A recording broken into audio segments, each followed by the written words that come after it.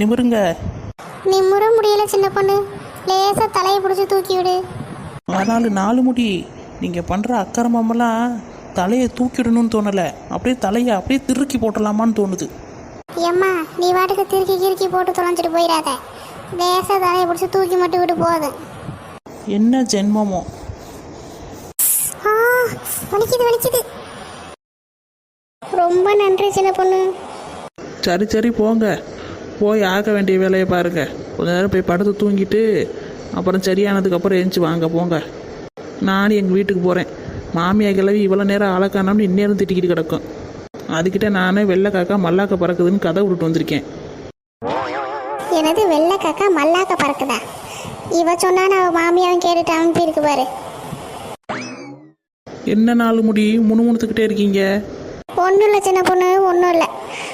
நீ கிளம்பு, நான் பார்த்துக்கிறேன்.